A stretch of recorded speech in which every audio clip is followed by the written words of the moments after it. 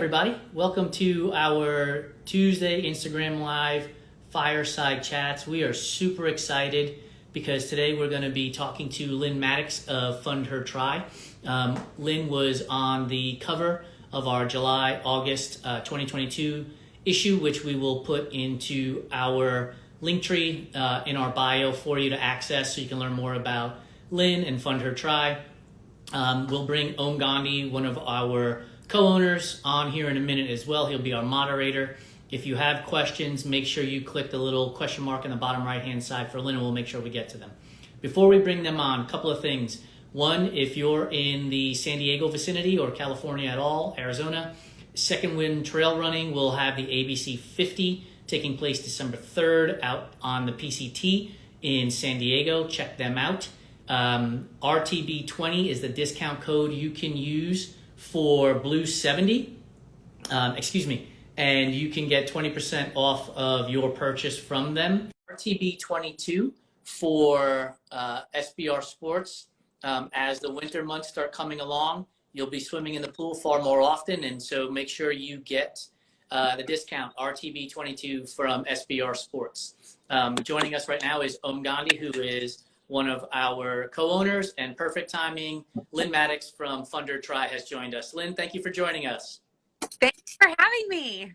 Absolutely. I was just informing the audience that we're going to put the magazine, which was our July and August 2022 issue, digital version, into our link tree, which is the link in our bio after this episode, so they can read more about you after this conversation.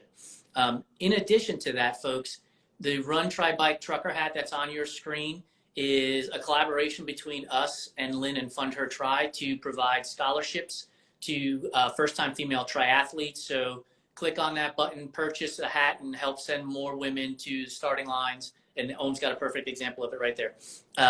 So Lynn, as we get started, introduce yourself to the audience and let them know who you are and what Fund Her Try is all about. Well, thank you again for having me. I'm Lynn Mattix. I am the founder and the executive director of Fund Her Try. Fund Her Try is a nonprofit, a 501c3 nonprofit organization. I started the organization at the very beginning of 2019. We have a board of directors. It's myself and three other women that essentially make up the staff, if you will. But it's a labor of love. None of us do this for money. No one gets paid. We just are volunteers, and our idea was to create an organization that could help bring more women to the start line. So the other women that work with me on the board are all triathletes, and we all have a similar story that triathlon kind of changed our life in some way, in a really positive way. And so we started talking about how could we do something to make it so that more women could feel and experience what we had felt and experienced. And so naturally that brought us to the barriers to entry conversation, right? Like you guys are so familiar with breaking down the barriers and identifying what they are. And one of the main ones is, I think the biggest one for women, I think, is time. But I've looked into creating more time, and it turns out that's really hard to do. So, the next kind of biggest one is money. I mean, triathlon is an expensive hobby. So, and I think women in general are less likely to be ready to invest in themselves, really, but invest in triathlon. And so we said, what's a way that we could kind of attack the financial barrier? And, the simplest answer was we could pay for something, and then we started talking about how expensive race entries have gotten, since I started doing this sport about 11 years ago. And even just in the time that I've been doing it, race entries are more expensive, which, I mean, rightly so. I think putting on events is expensive. So I get that sometimes that's a necessity. Race entries are expensive, and we thought, if we pay for a race entry, if we pay for a woman to do her first triathlon for her registration, that's one less thing that she has to worry about budgeting for. and Right. it helps, like, get it going. So that gets her foot in the door, if you will. And so, yeah, that's kind of what we decided. We thought this would be, paying for a first timers race registration is a great way to help bring down the cost for beginners. And also, one of the things that we kind of do as an organization that I'm really committed to is we do not actually ask for discounted entries. So Okay. we sometimes get them. Sometimes organizations or races will offer us up free entries or discounted entries, and by all means, we're happy to take those. But it isn't what we do. It's not part of our model. So we raise money, we fundraise and raise money in order to try to pay for the full cost of registration. So as an organization, we pay for up to $150 for a woman to do her first triathlon. And we say in our application that we only fund races that are Olympic distance and shorter, because the idea here is to support triathletes, to support women, but also to support triathlon. We want to keep, those local events that Yeah. are ones that really get us to the start line. We want to help those events and patronize those events. So, so we basically have a cap of $150. We will, if a race is more than that, typically right now, Olympic distance and shorter, it varies, but average is, especially for sprint distance, is about $100. Yep. But if if the entry is more than 150, we will pay up to 150, and then the athlete will cover the rest. But we thought that this is a really great way to help women get to the start line, but it also, is not taking the burden off of the athlete, but putting the burden on someone else, Right. so the race is not absorbing that cost. So, Yep.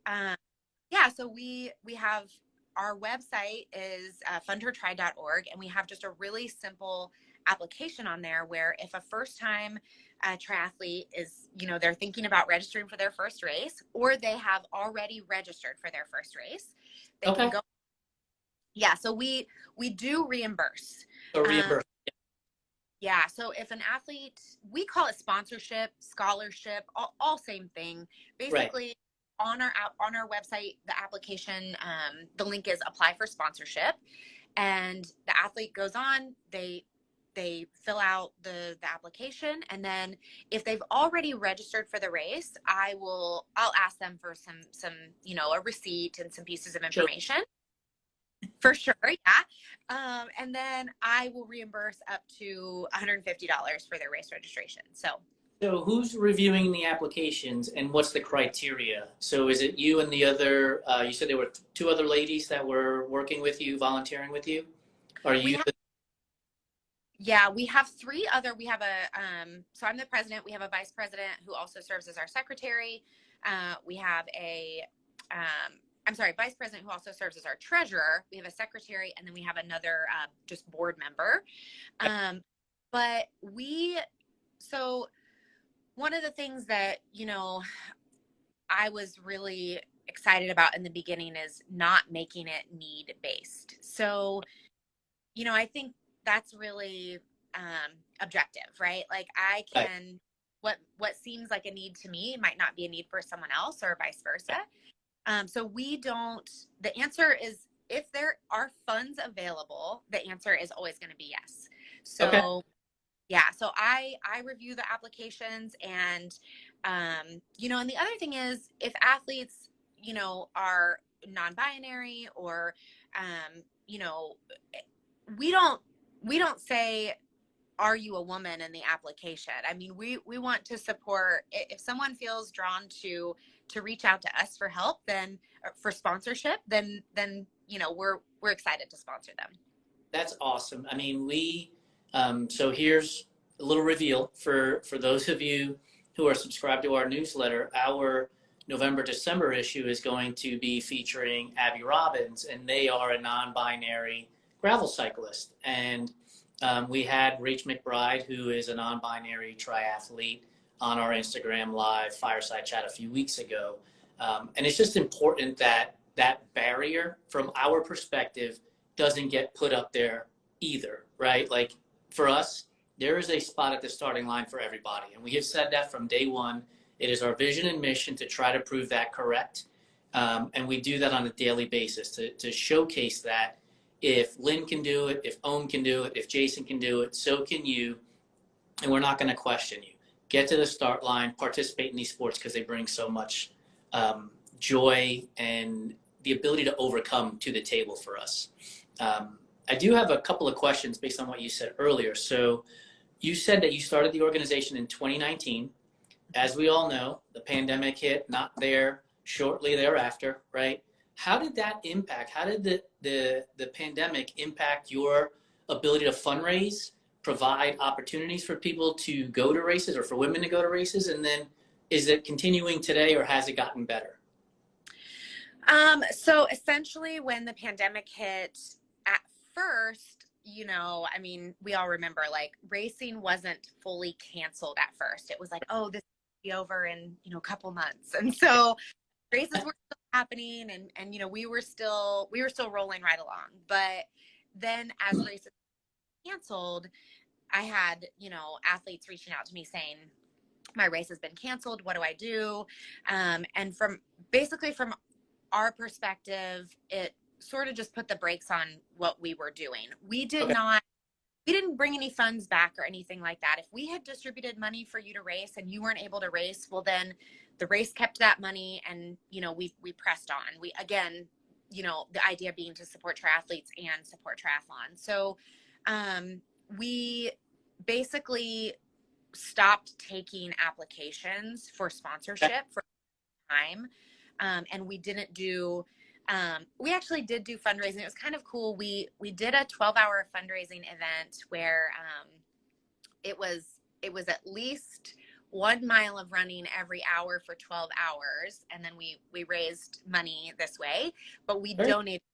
Yeah, it was fun. It was hard. Yes, it is. Yeah, but it was super fun. I got a group of people together, and I did it like live with a group that lived near me. But then also there were people doing it kind of all over the world, and we raised a bunch of money and then donated it to the I Try Girls organization, which is another nonprofit that exists in New York. And basically their whole mission is they take middle school girls from literally don't even know how to ride a bike. They take them from the very beginning all the way through finishing their first sprint triathlon. And I was lucky enough to know their founder.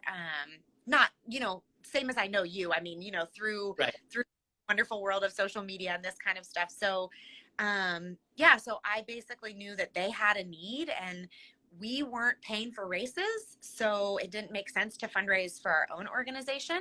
So we raised money and then donated it to them. That is amazing. That is really, really amazing. For those of you who are just joining us, my name is Jason Bahamundi. I am the founder of Run, Try, Bike. We are joined by one of our co-owners, Om Gandhi, who is moderating the conversation, and Lynn Mattix, the founder of Fund Her Try. If you have questions for Lynn, just tap the little question mark on the bottom right hand of your screen, and we will make sure we get to it during our conversation. So as we were talking a little bit earlier, one of the things that jumped out to me in hearing you, because you are in Hawaii, and the 50 Women to Kona was a big push as well. Did that come before your organization, or did that kind of inspire you to start your organization? So 50 Women to Kona was a few years before. So I actually remember when that initiative started. I remember buying a t-shirt. I still have it. So I was really, a huge supporter of that movement. But it was a few years before. And I would say that movement, along with and a lot of the same players kind of in all of these things, but along with the Outspoken Summit. So I didn't go to the Outspoken Summit the first year that they had it in Arizona. I'm trying to remember. There's Tucson, but I watched a lot of the playbacks and listened to a lot of the speakers. And that year, there was a lot of talk about essentially actionable things. So we have these great ideas, and we have, kind of like I mentioned before, we've done a good job of identifying barriers to entry into not just triathlon, but endurance sports in general, I think. And so there was a lot of talk about what can we do that's actionable. We can sit here and talk all day long, but what can we do where we're actually putting, the wheels in motion for change? And that summit, along with the 50 Women to Kona movement, and what a lot of female triathletes and athletes, just seeing them and listening to them, talk about how important, equity is, but how it isn't equitable, and not necessarily talking about the paycheck. I mean, I think we've heard that conversation before where female athletes are getting paid as much as male athletes. That's not really the conversation that I've been a part of. It's more so what we're seeing on the start line. So I want the start line to be as diverse as the world around me. And so does the majority of people that I, associate with and follow. And yet we weren't seeing that. And so, that was the inspiration. So, and I'm taking notes as you're talking, and I'm writing outspoken 50 women for Kona to Kona, Fund Her Tri, Feisty Triathlon, and you're all working together. And you've had your organization for what is coming up on 4 years. What changes have you seen that you can point to that are, evident to the public? And then what changes are you seeing sort of on the undercurrent part that at some point will start to bubble to the surface, and you can point to it and say, yeah, we were a part of that?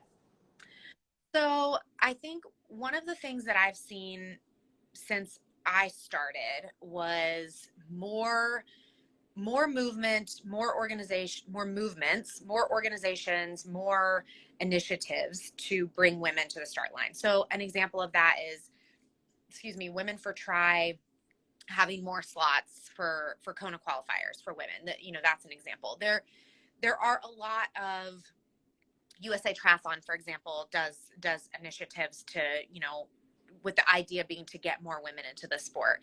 So there have been more initiatives. Before Fund Her Tri started, I don't remember ever seeing an initiative that was specifically geared towards getting women to the start line. That's not something, not that it didn't happen, besides 50 Women to Kona, and that was very, very exclusive to pro women. So, right. Yeah, so I think, not that they didn't happen, but that wasn't something that was really on my radar. But within the last, 6 years,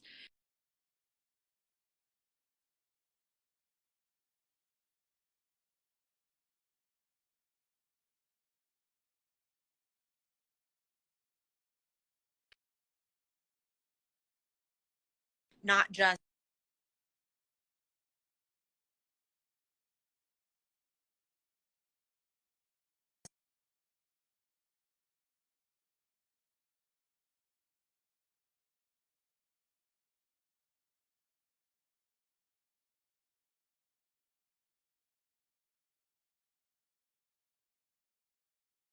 $25. And so movement,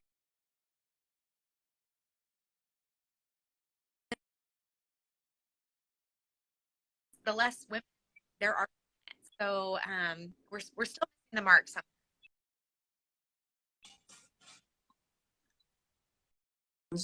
For there we go. If there are funds available for the scholarships, then Lynn will absolutely provide them to you. Just go to fundhertry.org, and the application is up there for you, and you can apply. And if there's money there, she will absolutely be able to help you out in finding the race for you to participate in. Looks like we've got our technology somewhat cleared up. Are we all back on? Yeah. Perfect. I had to ask. Hopefully I did a good job. So one of the things that we were talking about was like what you have seen over the last 5 to 6 years in terms of progress. And your point at the time was the 50 Women to Kona initiative was 50 professional women. And you are helping women at all levels, from, elites to back of the packers, but predominantly first timers. And my question was, what's the undercurrent that you're seeing today that at some point is going to bubble up and you're going to say, yeah, we were a major part of that movement as well? So I think in the last, 5 to 7 years, we're seeing these initiatives to get women to try triathlon.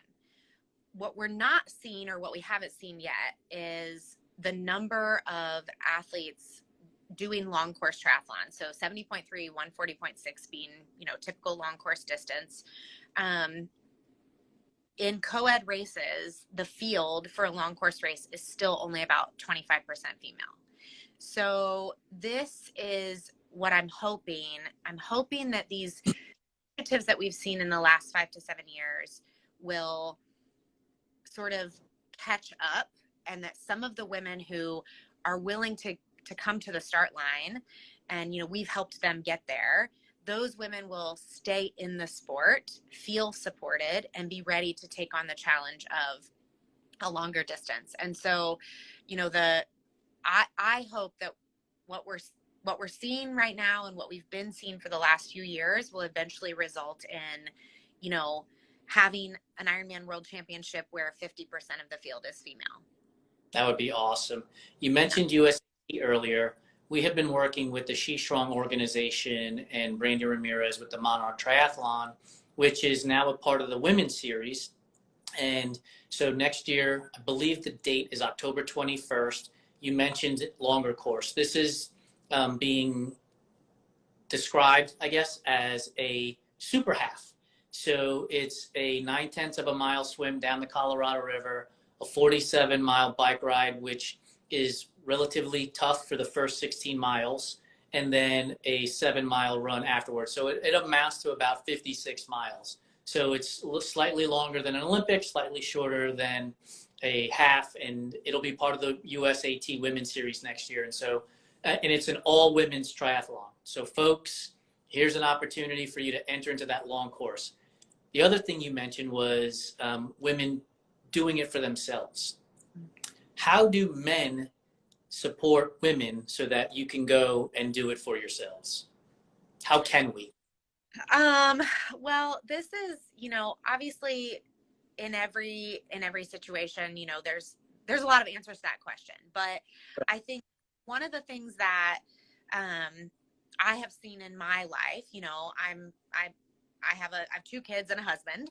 And the thing that my husband does that helps me sort of not feel like triathlon is a burden to my family is my training is as much of a priority to him as his training is. And so I think, I could say that, well, you could watch the kids more often or whatever, of course, every situation is going to be different. But I think the answer to that question is to support, to be supportive, to acknowledge that we need this and that it's so good for us, and acknowledge that and be willing to support whatever it is that's needed, whether it's, the purchase of bike shoes, or whether it's, just being willing to ride at my pace so that I have someone to ride with, these types of things.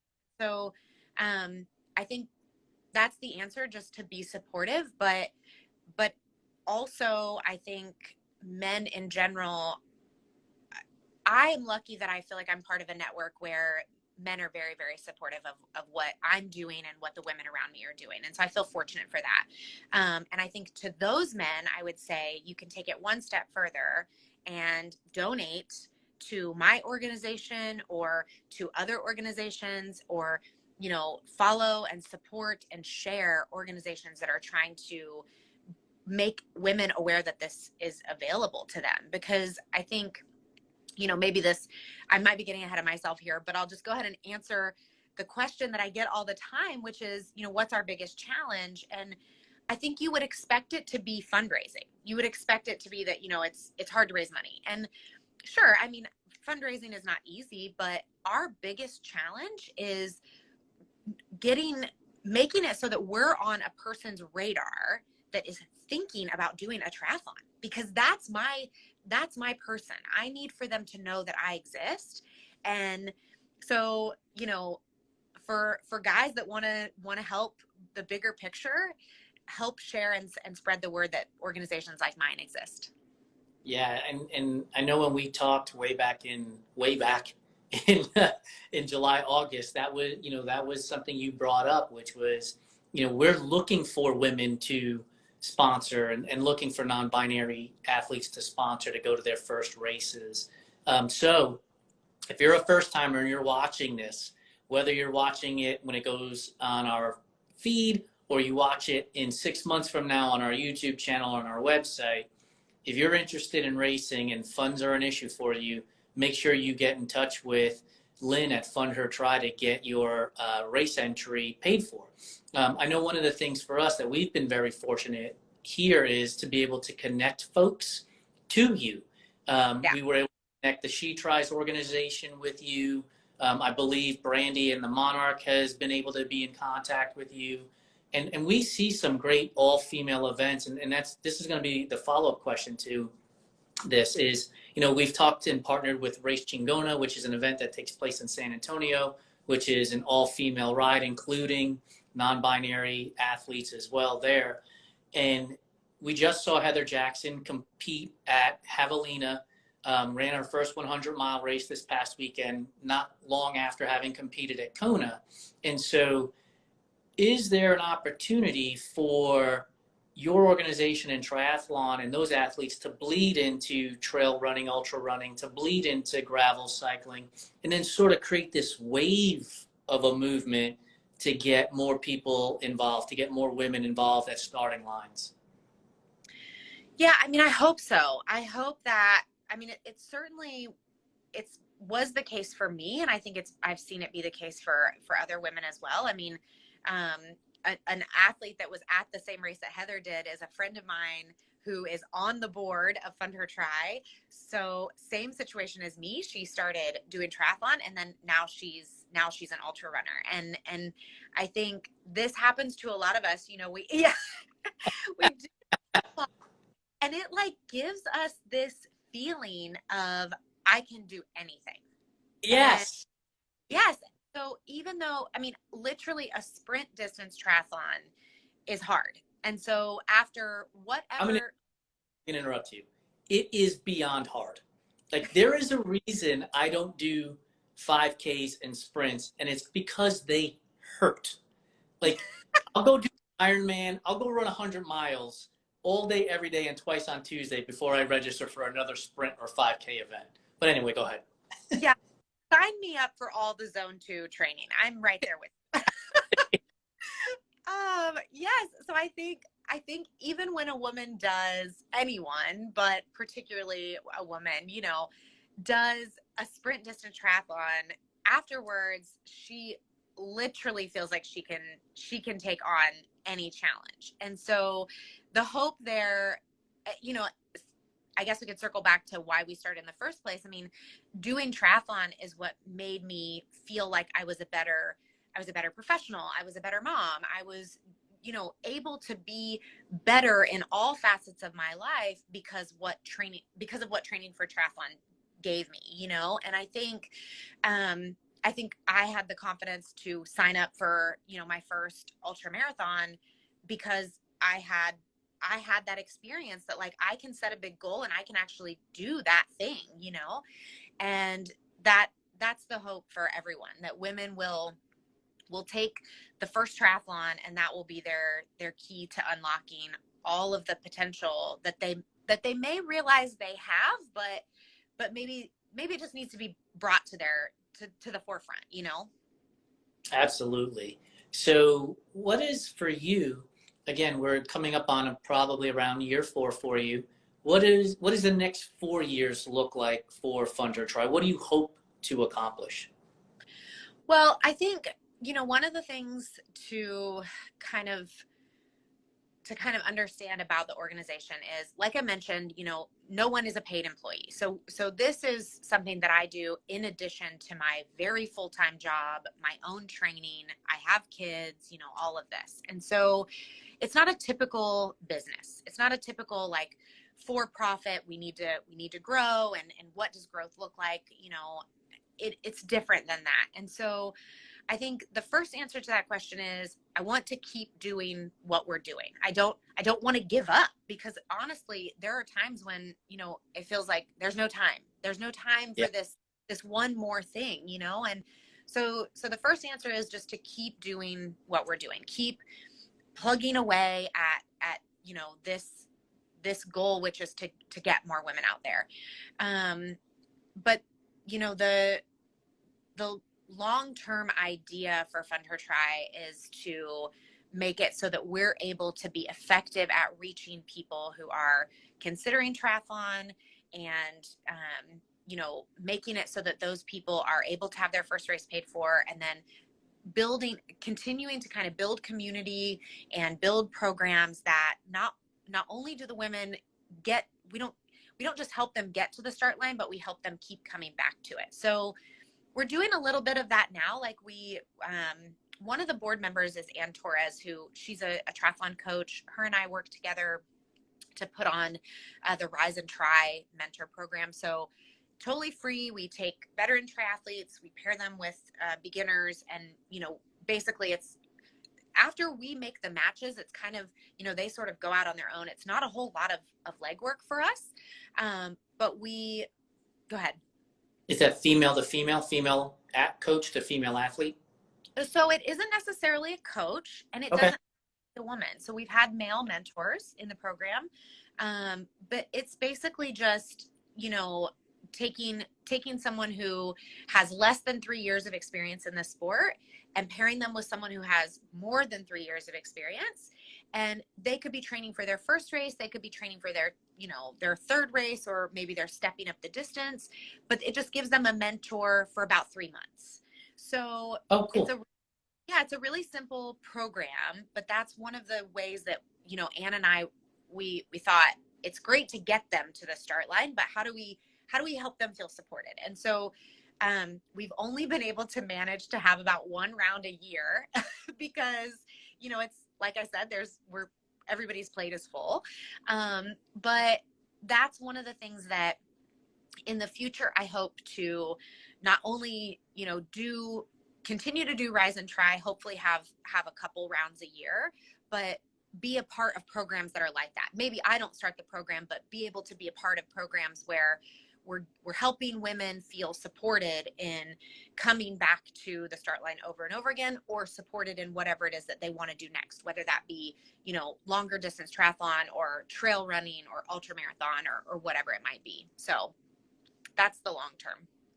So you mentioned a couple of initiatives there, or initiatives in general, and there's been a couple that have come about here in the last blink of an eye. At Kona, you were working with a new program called With Greater Than Against. Shed some light on what that organization does, and how it impacts your business and Fund Her Try. So With is Greater Than Against is really, it's a movement. So that movement was created by Vanessa Forrester and Lauren Valley. Vanessa, I think probably a lot of people are very aware that Vanessa is a mental endurance coach. She works with a lot of triathletes, a lot of athletes in general, but a lot of triathletes. And Lauren Valley is a triathlon coach. Both of them have been just amazing supporters of Fund Her Try, even before With is Greater Than Against started. Vanessa founded the Diversified Triathlon movement, and her and I worked together for some aspects of that. So basically, these two women who are just not only are amazing, triathletes, but they're amazing humans, and they have kind of the same goal as me. Let's make it better. Like, let's make the start line look like the world around us, and this movement is kind of taking the element of competition, and again, it's not my movement, so I'm going to do the best I can to paraphrase here, but it's taking the element of competition and making the focus be about pushing each other to a better place, instead of just trying to have, instead of trying to beat each other, if that makes sense. So getting to the start line feeling like you are racing with the other women around you, and because when they go faster, when they're stronger, it makes you faster and stronger. And this is a really positive thing. And we want to just embrace that for all of its glory, you know? So they started the movement. They are, you know, it's completely their thing. I was just a very fortunate recipient of their goodness. So they have some sales, you know, they're selling gear, and they basically, myself and then the I believe it's Naga Tuck, I think is how you say it, Triathlon Club, which is a youth girls tri club. We are the ones that received the profits from the gear sales. And so, you know, like I said, I mean, they're just great people. So they're trying really hard to take a great movement and do good with it. And so, yeah, it's kind of a fundraising collaboration. So for those of you at home, Lynn has given you 3 ways to help support her organization. 1, purchase gear from With Greater Than Against. You can purchase gear from us right there at the bottom of your screen, the Run Try Bike Trucker hat. And you can become a mentor so that she has the opportunity to pair you up, if you have 3+ years of experience in triathlon, with somebody who has 3 less years of experience in triathlon, for a 3-month stint to be a mentor. So that's 3 ways you can support her organization. And now, literally just happened essentially in the last 48 hours, it seems like, there is a new Fund Her Try in the United Kingdom. Talk about this, because this is amazing. Yeah, so the timing, I mean, we could not have, we did not orchestrate the timing, but we could not have done it better if we tried. So I was very lucky to meet Bianca, who she was, I hope I'm not messing this up, but she was the first woman from the Dominican Republic to qualify for Ironman World Championships, if I'm not mistaken. So she can correct me on that, but I think I'm right. So Bianca saw an interview with me. The Live Feisty Media crew interviewed me after the Kona Town Fun Run here during race week for Ironman World Champs. And I got to talk about Fund Her Try, which is my favorite thing to do. And Bianca saw the interview, reached out to me over Instagram and said, "Hey, I think what you're doing is amazing. I want to do it in the UK."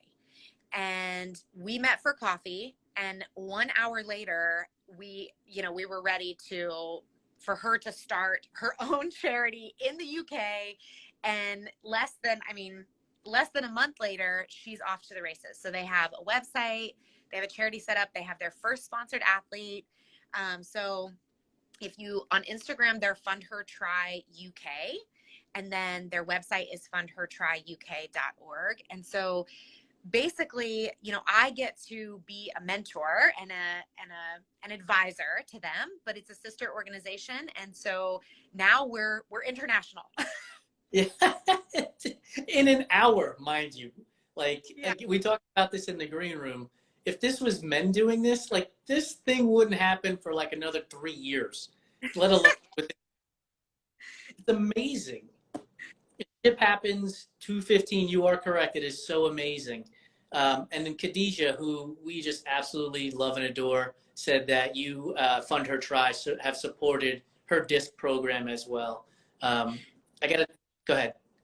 Yeah, I was gonna say that's another one of those, like, I just feel so lucky to be a part of the community that I'm a part of, because Vanessa, Vanessa and I raised a lot of money for the Diversified Triathlon movement.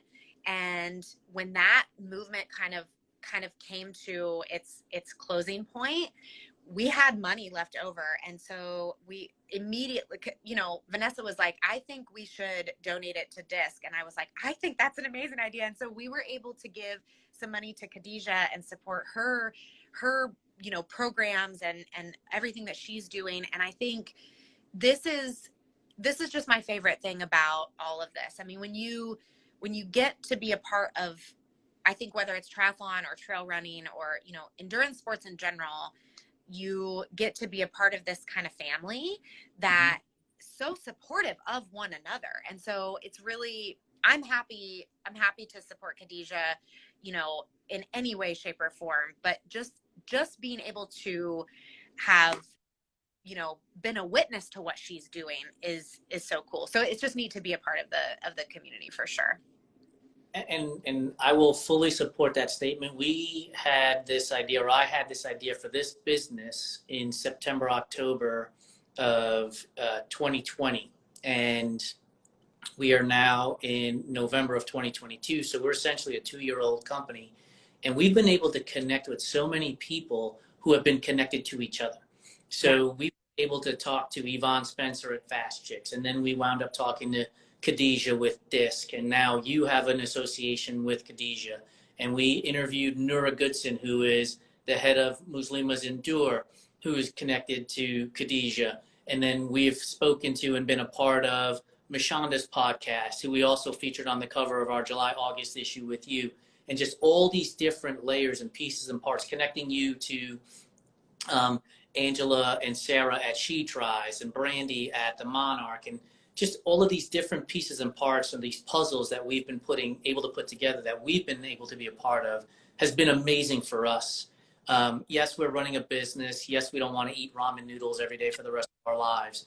But the reality is there's so much more value in what we do than the revenue that we generate. And it's being able to connect all of you amazing people to each other so that you can then go forward and do more amazing stuff. So thank you so much for being a part of our family and joining us on this Instagram Live Tuesday Fireside Chat. But before we let you go, we tell the people where they can find you on the socials and on the webs, and then we're going to get into our sort of rapid fire questions. Okay, so super easy. On social media, it's Fund Her Try. And then our website is fundhertry.org. And all of our social media connections are on the website. So if you visit the website, fundhertry.org, everything is there. If you hear nothing, if you cannot remember anything I said during this chat, the one and only thing that's most important is if you know someone who is thinking about doing their first triathlon, please send them our way because we want to help support them. Awesome. So we're going to get into our rapid fire here, but it's not like you have to answer immediately. If you have to think about it, that's great too. So when you're out running, are you listening to music, a podcast, or nothing at all? Nothing at all. Always? Almost always. I am a very busy person. And so, as I mentioned, like I have a full-time job, I have kids, I have a very full, wonderful life. And when I go run, it's like peace and quiet. Or I go with a friend, and so I get to chat. If you're ranking swim, bike, run, what's their ranking? Which is your favorite to your least favorite? So easy. So it's the opposite order. It's run, bike, swim. So were you not a swimmer when you first got into triathlon then?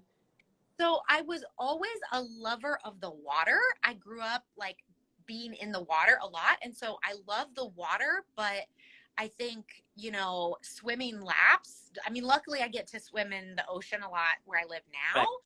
But yeah, swimming and just, typical like knowing the strokes and being a good swimmer. No, I was not a good swimmer. I'm not a fast swimmer. So yeah, that's 100% the one that I enjoy the least. So you're a triathlete like the rest of us. Yeah, exactly. I feel like I'm setting myself up for being disappointed in this answer, but I'm going to ask it anyway. When it comes to pizza, are you putting pineapple on pizza, yes or no? Yeah, I am. I definitely am. Is it only because you're in Hawaii? No, I've always done it. So one of the things that we do here usually is pineapple with pepperoni, and that it was a new thing. I was always doing pineapple with like ham, right. Ham pineapple. But yeah, I'm absolutely putting pineapple on pizza, and I've been doing it for a long time. I won't remove you from my friends list. I won't block you, but I'll keep it in mind. Halloween just passed, but candy corn, yay or nay? Nay, it's not for me. And my daughter loves it. It's one of her favorite things, but it's a nay for me. I think I read it, and correct me if I'm wrong. One of the descriptions I read that I laughed so hard about was, it's like biting into sugar-flavored Elmer's glue. And that just not stop laughing about it. That's perfect. It's That's true. It's 100%. true. Circus peanuts, yay or nay? Nay. Yeah, they're terrible. Like, who's buying this stuff that they keep producing it? That's what I don't understand. Brock's has to be losing money on that product because producing it and shipping it's got to cost money, and I don't know anybody who's buying it. So, I don't either. Peeps, yay or nay on Peeps? So this is one, again, I know someone, my mom, when I was growing up, always would get them at Easter and she loves them. And I think I tried them one time and I've never been able to do it. So that's also a no for me. Yeah, so we've asked this question, and for a while there, we were getting people saying that they loved them, but they loved them when they were stale. Oh, So you enjoy eating doorstops? Like I don't understand that at that point, right? Like crunchy marshmallows? I don't get it. Red vine, the black licorice, yay or nay? no black licorice, only red. All right, so despite the pineapple on pizza, you're back in because that's 4 for 4. Those 4 things need to be eliminated altogether. Yes, we're friends. When it comes to marshmallows, are you lightly toasted or burn it to a crisp so it looks like a charcoal briquette and then get that ooey gooey center? So I typically want them to be like a perfect brown, like, medium. But if they are burnt to a crisp and they are with chocolate and graham crackers, I will eat them. So not my preference, but I wouldn't turn it down. My preference is totally charred, like charcoal briquette, pull that little piece off, and then you have that melty, ooey gooey part left over. Yeah, I love a good marshmallow. Red velvet, is it a real flavor or is it just chocolate cake with red dye? I have a friend who is a baker and she makes a really killer red velvet. So I'm going to say real flavor. Do you want to keep that free cake coming in? Yeah, for sure. So cake or pie, which do you prefer? Ooh, cake, definitely. Favorite cake is? Chocolate and chocolate and extra chocolate. And more chocolate and chocolate on top of that? Yeah. I love it. So you're in Hawaii. Pig roasts are a thing, right? Are you a fan of the pig roast? Do you eat the pork at the pig roast? Yeah, so I love, like, if we go to a local place, the Kahlua pork, I love it. I'm a fan for sure. I have had Kahlua pork in other places that are not Hawaii, and I would say that I'm not as much of a fan in that case. But yeah, here it's amazing. What's your favorite way to relax? So I'm not great at relaxing. I'll just put that out there. But I think my favorite way to relax is probably, this is so lame, but it's just like in the evening, sitting down with my family and watching TV. I almost never watch TV. It's like, that's the only time I watch TV is if we're sitting down at the end of the night and everybody's kind of like decompressing. So yeah, that's it. Nothing special there. I love it. Lynn, thank you so much for joining us. Folks, Fund Her Try on Instagram at Fund Her Try, fundhertry.org, and their new sister organization over in the UK, Fund Her Try, at Fund Her Try UK on Instagram and fundhertryuk.org. Join, participate. Again, 3 ways very easily to support Lynn and her movement, which is 1, reply to her or email her and become a mentor to help support first-time female triathletes. 2, purchase one of our hats. That's right there on the screen for you. Purchase merch from With is Greater Than Against, which also donates to her cause. And let's get more first-time female triathletes to starting lines. Lynn, thank you so much for joining us. We appreciate your time. Thank you guys so much for having me. This was so fun, and I just appreciate everything you're doing. And yeah, I love everything about it. Thank you so much. Thank you. Have a great night. We'll see you soon.